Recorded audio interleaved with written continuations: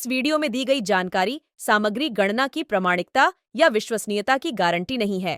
सूचना के विभिन्न माध्यमों ज्योतिष, पंचांग, प्रवचनों, धार्मिक मान्यताओं, धार्मिक ग्रंथों आदि से संकलित करके यह सूचना आप तक प्रेषित की गई है।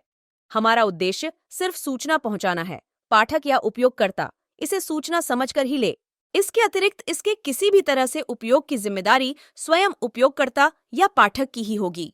शिव पुराण में बताया गया है कि भगवान शिव का अभिषेक शक्कर और गन्ने से करने से भगवान भोलेनाथ भक्तों की भौतिक कामनाएं पूरी कर देते हैं।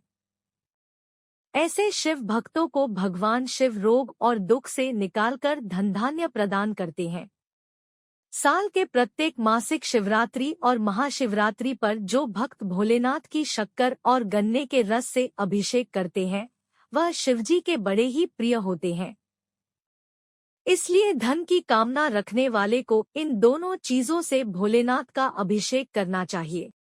जितने आस्था चैनल पर कथा सुन रहे हो, जितने फेसबुक और यूट्यूब पर सुन रहे हो, बहुत सावधानी से सुनना। 2 बार पशुपति व्रत कर लिए, आपने ये कर लिया, आपने प्रदोष कर लिया, आपने सोमवार कर लिया, आपने सारे अनुष्ठान कर लिए, बहुत सारे उपाय भी करे, तो बुधवार के दिन अगर शंकर पर 1 लोटा पानी चढ़ाया जाता है तो जिन लड़कियों का विवाह नहीं हो रहा, जिन बच्चों का विवाह नहीं हो रहा, उन बच्चों के भी विवाह हो जाते हैं। हमारा स्वामी विवेकानंद जी के पास में एक व्यक्ति आकर बैठ गया और उस व्यक्ति ने कहा, मैं बहुत परेशान हूं,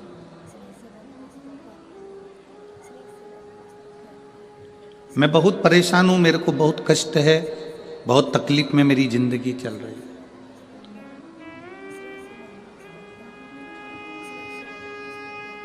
स्वामी विवेकानंद जी, मेरी परेशानी को समाप्त कर दीजिए। कल आपको कथा में कहा था, संत, साधु, गुरु 3 चीजों से दूर रहता है। जो गुरु नानक देव जी ने नामदेव जी को बताया था, 3 चीजों से संत, साधु, गुरु दूर रहता है। पहला नमस्कार, दूसरा चमत्कार और तीसरा नमस्कार। असली अगर गुरु है, असली अगर संत है, असली अगर साधक है, तो वो ये 3 चीजों से दूर है। उसको कोई मतलब नहीं इन 3 चीजों से। किसने प्रणाम करा, किसने नहीं करा, कौन ने भेंट चढ़ाई, कौन ने नहीं चढ़ाई, उससे कोई उसका मतलब नहीं, उससे कोई सब।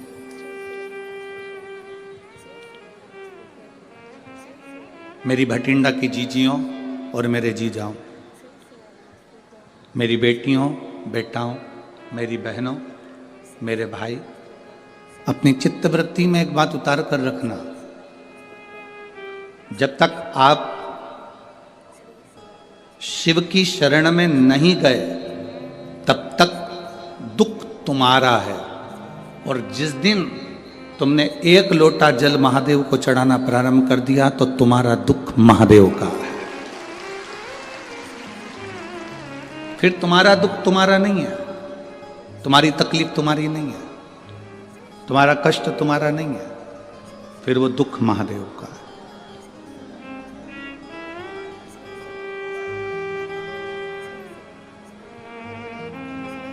ये कथा का जो पंडाल है, लोग इसको कहते हैं शिव महापुराण की कथा हो रही है। हम कहते हैं ये शिव महापुराण की कथा नहीं हो रही है, नेत्रों की जांच हो रही है, नेत्र शिविर लगा है, इसमें आंखों की जांच है। कोई मरीज ऐसा होता है, हॉस्पिटल में जाता है, डॉक्टर साहब से कहता है मुझे दूर का नहीं दिखता, मुझे दूर का नहीं दिखता। डॉक्टर उसको दवाई देते हैं, ड्रॉप देते हैं, आंखों में डालकर देखता है, अभी भी मुझे दूर का नहीं दिखता। डॉक्टर साहब ने उसको टेबलेट दे दी, उसने ली, मुझे दूर का नहीं दिखता। अब डॉक्टर ने कहा यदि तुम्हें दूर का नहीं दिख रहा तो मैं एक चश्मा बना देता हूं, चश्मे से दिखेगा, चश्मे से उसको दूर का दिखने लगा। फिर कोई डॉक्टर के पास गया, डॉक्टर साहब मुझे पास का नहीं दिखता। डॉक्टर ने उसको भी ड्रॉप दिया, उसको भी दवाई दी, उसको पास का नहीं दिख रहा, तो फिर उसके लिए भी चश्मा बना दिया। आप में से कोई कोई मरीज ऐसा बैठा होगा जो डॉक्टर के पास जाकर कहेगा ना दूर का दिखता ना पास का दिखता, तो डॉक्टर ने एक ही चश्मे में 2 गिलास लगा दिए। ऊपर आधा गिलास ऊपर है तो दूर का दिखता है, आधा गिलास नीचे तो पास का दिखता है। बोलो सही है कि गलत है? एक ही चश्मे में 2 गिलास है, 2 कांच, आधे में दूर का दिखता है, आधे में पास का।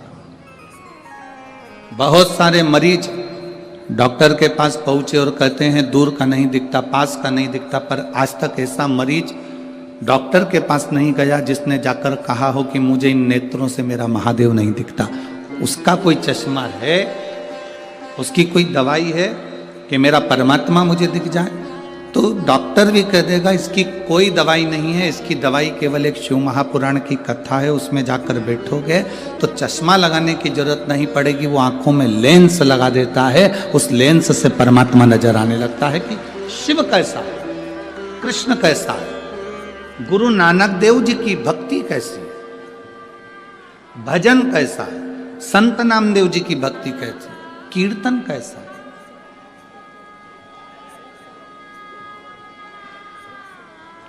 आप सब इस कड़कती हुई ठंड में, कड़कड़ाती हुई ठंड के अंदर स्टेडियम के एक एक कुर्सियां आप अगर देखेंगे तो सब भरी पड़ी है, पूरा ग्राउंड में पांव रखने की जगह नहीं है। जितने लोग ग्राउंड के अंदर हैं उतने लोग ग्राउंड के बाहर जितनी दुकानें हैं उन दुकानों में जो टीवियां लगी हैं उनके पास में बैठकर कथा सुन रहा है।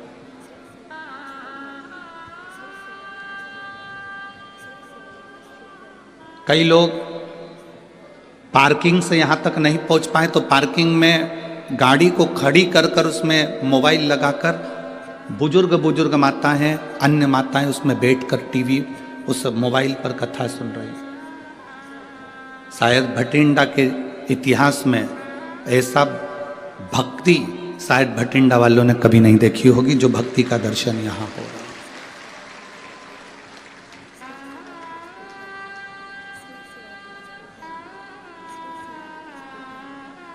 केवल शिव को पाना। स्वामी विवेकानंद जी से एक व्यक्ति ने जाकर कहा कि मैं बड़ा दुखी हूं, मैं बड़ा कष्ट में हूं, मैं बड़ा तकलीफ में हूं, मुझे बड़ी तकलीफ है, बहुत तकलीफ। तकलीफ किसको नहीं है? दुख किसको नहीं है? कष्ट किसको नहीं है?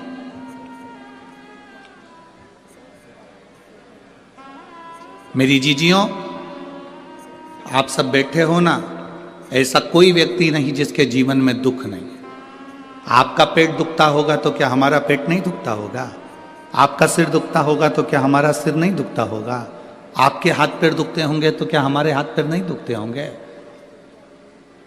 बड़े से बड़े महाराज को बुला लो, बड़े से बड़े महात्मा को बुला लो और बड़े से बड़े साधक को बुला लो जो कह दे कि मेरे जीवन में दुख नहीं है।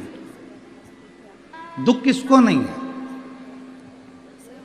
कोई तन दुखी, कोई मन दुखी, कोई धन बिन रहत उदास, तुलसी या संसार में सुखी राम का दास। संसार में केवल एक सुख है जो परमात्मा की शरणागति है, जो भगवान की शरणागति है, जो भगवान की भक्ति है, जो भगवान का भजन, ये सुख है।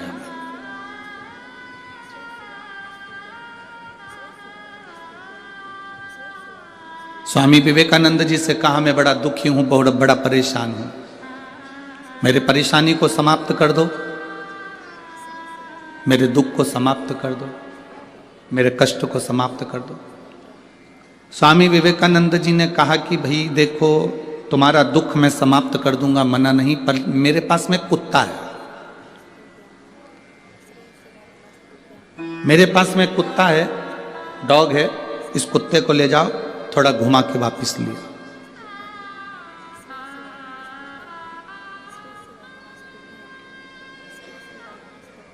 इस कुत्ते को लेकर जाओ और घुमा के वापस लेकर आओ। स्वामी विवेकानंद जी से उस व्यक्ति ने कहा मैं कुत्ता घुमा कर लेकर आऊंगा, उसके बाद मेरी समस्या हल हो जाएगी, मेरा दुख मिट जाएगा। जाओ जाओ, पहले कुत्ते को घुमा कर लेकर आओ। स्वामी विवेकानंद जी ने उसको कुत्ता दिया, वो कुत्ता लेकर घुमाने के लिए गया, घुमाने के लिए लेकर गया, सब दूर घुमाकर वापिस आया। कुत्ता हाँप रहा था, बहुत तेज तेज हाँप रहा था। और जो घुमाने वाला व्यक्ति था वो आके खड़ा हुआ। स्वामी विवेकानंद जी ने पूछा, ये इतना तेज हाँप क्यों रहा है, कुत्ता इतनी तेज क्यों हाँप रहा है? उसने कहा, जो निकलता था उसके पीछे भौंकने चले जाता था, कभी इधर देखा उधर चले गया, कभी उधर देखा उधर चले गया, कभी उधर देखा कभी उधर चले गया, भाग भाग कर इधर उधर जाता फिरा। मैं कहीं नहीं भागा, सीधे रास्ते पे चलते चलते चलते चलते यहां पहुंच गए। कुत्ता हाँप रहा है, वो व्यक्ति नहीं हाँपा। स्वामी विवेकानंद जी ने कहा, बस तुम्हारी समस्या का एक यहां हल नजर आता है। इस कुत्ते को देख लो, किसी को भी देखता है उस ओर दौड़ पड़ता है। इधर देखा इधर दौड़ा, उधर देखा उधर दौड़ा, उधर देखा उधर दौड़ा। स्वामी विवेकानंद जी कहते हैं, अपनी मंजिल पर जाना है तो फिर 10 जगह देखकर मत दौड़ो, अपनी मंजिल को देखकर चलोगे तो फिर तुम्हारी मंजिल तक तुम पहुंच जाओगे। हम भी वही करते हैं, हमारी भी आदत वही की वही बनी हुई है, हमने भी वही की वही कर रखा है। कभी देखते हैं कि अपनी दुकान चल रही है किराने की, अपनी दुकान चल रही है कपड़े की, अपनी दुकान चल रही है मोबाइल की, अपनी दुकान चल रही है बैग की, अपनी दुकान चल रही है सुनारी की, अपनी दुकान चल रही है लोहारी की, पर अपन दूसरे को देखते हैं, वो उसमें ज़्यादा कमाई है, इसको कम ध्यान देते हैं, उसमें घुस जाते हैं। फिर लगता है कि कपड़े की दुकान में ज्यादा फायदा है, अपनी दुकान को कम कर कर अपन कपड़े की दुकान में चले जाते हैं। फिर लगता है कि मोबाइल में ज्यादा फायदा है, हम मोबाइल की ओर चले जाते हैं। फिर लगता है शोरूम डाल लेते हैं, शोरूम में ज्यादा फायदा है, कर्जा ले लिया लोन ले लिया, शोरूम डाल लिया, उसमें चले गए। अगर तुम जिस दुकान को कर रहे थे, भले वो चाय की क्यों ना हो, चाहे बिस्कुट की क्यों ना हो, चाहे बेकरी क्यों ना हो, चाहे वो किराने की क्यों ना हो, जिस दुकान को तुम कर रहे हो, एक लक्ष्य को मजबूत बनाकर करते और 10 जगह तुम्हारा ध्यान नहीं जाता तो उसी दुकान में तुम 4 चांद लगा बैठते। व्यक्ति परेशान क्यों है? क्योंकि उसको दूसरे की चमक नजर आ रही है। आज का व्यक्ति दुखी क्यों है? क्योंकि उसका पड़ोसी सुखी है, उसको दूसरी जगह चमक नजर आ रही है। शिव महापुराण की कथा कहती है, हमने अपनी आदत बना ली लपकने की, अपना काम अच्छा नहीं लग रहा, इसमें कोई इनकम नहीं हो रही, इसमें कोई फायदा नहीं हो रहा, अपन दूसरे काम को करते हैं। वो छोड़ा फिर वो करा, फिर वो छोड़ा फिर वो करा।